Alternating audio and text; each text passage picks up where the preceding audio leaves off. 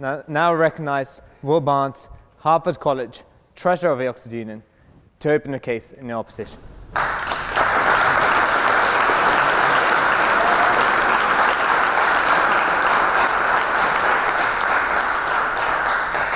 Thank you, Nikolai, and thank you, Vivian. I believe with you that religion is a matter which lies solely between man and his God, that he owes account to none other for his faith or his worship, that the legitimate powers of government reach actions only and not opinions. These are the words of President Jefferson, writing in 1802 to express his commitment to freedom of religion, as established by a wall of separation between church and state. Ladies and gentlemen, the version of religious freedom called for by the proposition, which stretches well into the realm of actions which directly and willfully harm other citizens, perverts the freedom that Jefferson called for in order to legitimize an invasion into the rights of others. Tonight, I hope to remind you why no society should condone such a threat to the equality, liberty, and dignity of its citizens. To do so, I will speak of the fundamental importance of these civil rights to the individuals whose equal treatment and freedom they protect. I will argue also that allowing businesses to exempt themselves from civil rights laws based on their owners' beliefs undermines the framework of law in society, and I'll draw attention to the fact that religion doesn't have an exclusive right to claims of conscientious objection. Finally, I will come back to the discussion I opened with about what religious freedom really means. And in doing so, I'll ask whether the conflict that Vivian put forward actually exists between religious freedom and the civil rights we defend. I'll argue that genuine religious liberty is not, in fact, threatened by civil rights legislation, whether it forces bakeries to serve gay couples or mandates corporations which have no religious purpose to cover health insurance that covers contraception. The freedom of religion that really matters, Jefferson's freedom to believe or not believe as you choose, to discuss those beliefs without fear of reprimand, and to worship in the manner you see fit, should never be at odds with civil rights. The claim to a more expansive freedom than this, the proposition's freedom of action, a freedom to discriminate in the provision of goods and services and in the employment of others, is a new one and poses a novel threat to the established values of our tolerant and inclusive society. This threat is by no means an abstract one. 215 years and 43 presidents after Jefferson's letter, the federal government contemplates issuing executive orders in the name of this distorted religious freedom to discriminate. Its Vice President, Mike Pence, who has a proven record of opposition to the rights of those oppressed in society, signed an act expressing commitment to these values while governor of Indiana, a desperate attempt to give businesses legal protection should they choose not to offer LGBTQ individuals the same respect as they would offer other customers.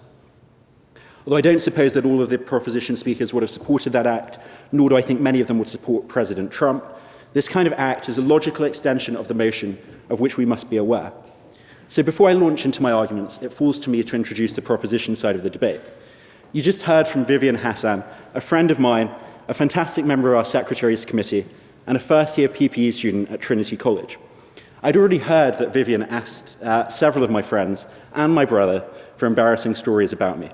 So if that's all she can come up with, we can either confirm that I'm more innocent than I might seem, or that my friends are loyal and my brother remains in the dark. I'll leave it up to you to decide. Later on, we'll hear from His Beatitude, Fuad 12, Patriarch Emeritus of Jerusalem. I thought the Union had outdone itself with fancy titles, so I was quite blown away to hear of this one. More seriously, it's a real honor to welcome His Beatitude, and I look forward to hearing his insights as one of the Catholic Church's leading figures from the Middle East. In between, we're joined by Rabbi Rosenfeld Schuler. The rabbi is one of the 2 Jewish chaplains to Oxford University and Oxford Brookes, and his generous agreement to participate at short notice has left him with less time to prepare a speech and me with less time to prepare a joke. All I can say is that we're privileged to welcome him to the Union, which is thankfully somewhat closer to home than it is for the Patriarch. Mr. President, these are your speakers, and they are most welcome.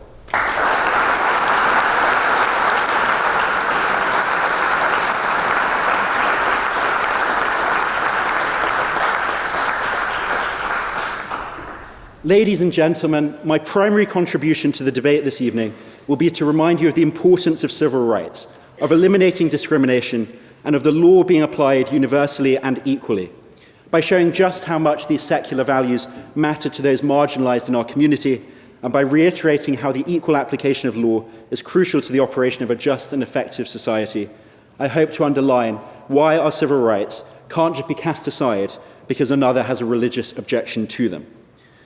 Our liberal values come with a promise that all are equal in the eyes of our community.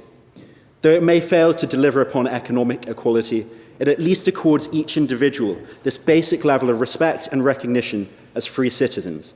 It is this promise of dignity that makes us so uncomfortable with the notion of discrimination, the unequal treatment of allegedly equal citizens. If our society is to stand for civil rights at all, and to stand up for those who need its protection, if the state is genuinely to maintain that its people are worthy of respect, regardless of characteristics they were born with, or the reproductive choices about their own body that they might have made, it simply cannot offer this kind of opt-out. Consider some of the examples where the religious right has objected most vocally to civil rights legislation. As Vivian mentioned, consider the gay couple denied service by a Christian baker, the employee of an arts and crafts store whose health insurance plan doesn't cover contraceptives because it's deemed to be a religious arts and crafts store, the faith school teacher sacked for becoming pregnant outside of marriage. Consider, outside these economic relations, extreme religious communities who deny equality of treatment to members of minorities within their own faith, whether it's the trans parent who has recently denied access to their children because it would lead to ostracism within their religious group, or the many women around the world who don't even have a shot at equal treatment. By denying these people the protection of the law, we affirm that our society will tolerate their exclusion despite its promise of equality. To put this in context, bear in mind the acute personal damage that would be done to those who lack institutional power, where people are able to discriminate against them at will. Though the proposition has suggested that market-based discrimination is acceptable because people can go elsewhere and thus are not materially damaged, think about the psychological harm and sheer distress caused by being refused service or employment on the basis of your gender identity, your sexual orientation, or your reproductive choices. While you may have the opportunity to go elsewhere, you are being denied equal treatment, and as a result, denied fully equal status as persons. Ladies and gentlemen, learning the lesson of segregation, we must remember that the mere fact that the consumer whose life the Christian baker disapproves of can shop at a store that they do not owned by an atheist or by a more progressive Christian does not mean that they do not suffer as a result of their exclusion. Because to be separate is inherently to be unequal, even if that does not lead to material differences. These people are denigrated, demeaned, and dehumanized, and in allowing this exclusion, which casts them as something other, we reinforce age-old prejudices which have caused and continue to cause irreparable harm. In addition, we can move beyond these issues of discrimination in the market and consider the status of groups oppressed within religious communities. Most of you would emphatically agree that we must seek to stand up against structural inequality in our society at large. When we recognize that this is so deeply wrong, both on the level of the equality of our citizens and as a result of the material and psychological consequences it results in, can we allow it to persist solely because those minorities happen to fit into religious faiths? Note in particular that while the gay couple might be able to find a different bakery, that parent cannot choose a different community to have been raised in. There is, of course, a degree of balance that is appropriate, and we should exhibit sensitivity to the culture of others. But this cannot become a deference that allows us to tolerate the intolerable solely because of the dictates of faith. Moreover, the universal application of law, including legislation which preserves civil rights, is fundamental to the functioning of a cohesive society under the rule of law. Conscientious objection may be appropriate in extreme circumstances, but if the law broadly allows for citizens to be exempt on the ground of their consciences, it ceases to be a general standard at all.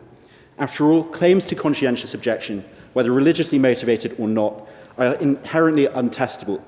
For the law to recognize them, it has to pretend to understand the motives behind conduct and then make exceptions based solely on a person's strength of feeling. By allowing this so-called religious freedom to supersede the requirements of law, we effectively give those corporations who claim to be religious entities an opt-out, undermining the framework of government. This leads into my next main point.